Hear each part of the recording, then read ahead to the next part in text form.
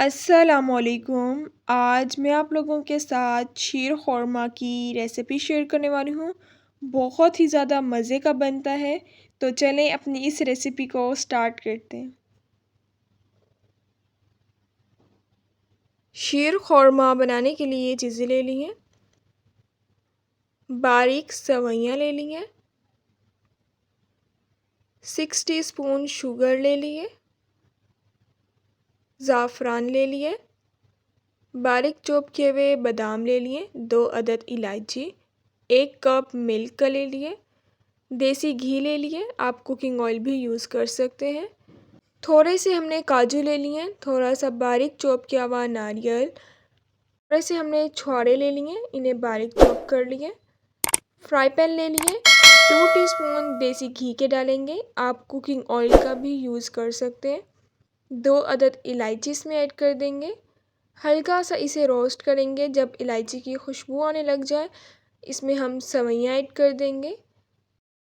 सवैयों को हल्का सा हम रोस्ट करेंगे, गोल्डन कलर इनका हमने नहीं करना। 5 से 6 मिनट जो है सवैयों को रोस्ट होने में लगेंगे। सवैयाँ हमारी रोस्ट हो गई हैं, इन्हें निकाल लेंगे। फ्राई पैन ले लिए। 1 टीस्पून हम देसी घी का ऐड कर देंगे। जो हमने ड्राई फ्रूट्स लिए हैं वो इसमें ऐड कर देंगे। अगर आप कोई और ड्राई फ्रूट ऐड करना चाहते हैं तो आप कोई और ड्राई फ्रूट भी ऐड कर सकते हैं। ड्राई फ्रूट को भी हम हल्का सा 3-4 मिनट रोस्ट करेंगे। रोस्ट हो गए हैं, इन्हें निकाल लेंगे। 1 कप हमने मिल्क का ले लिए, वो ऐड कर दिए।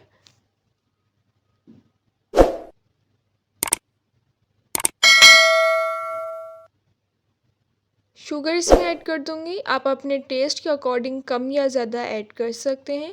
थोड़ा सा इसके अंदर हमने ज़ाफ़रान ऐड कर दिए। अगर आप ज़ाफ़रान ऐड नहीं करना चाहते तो आप हल्दी भी इसमें ऐड कर सकते हैं या आप ऑरेंज फूड कलर भी ऐड कर सकते हैं। जो हमने ड्राई फ्रूट्स को रोस्ट किया था वो इसमें ऐड कर दिए। 3 से 4 मिनट इसे पकाएंगे। सेवइयों को जो हमने रोस्ट किया था वो इसमें ऐड कर दिए। इसे मिक्स कर लेंगे।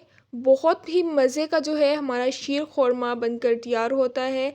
ईद की जो है ये स्पेशल रेसिपी है। इंशाल्लाह आप लोगों को इसकी रेसिपी बहुत ही ज़्यादा पसंद आएगी। 6 से 7 मिनट हमने इसे पकाया है। मज़ेदार सा जो हमारा शीर ख़ुरमा है वो तैयार हो गया है।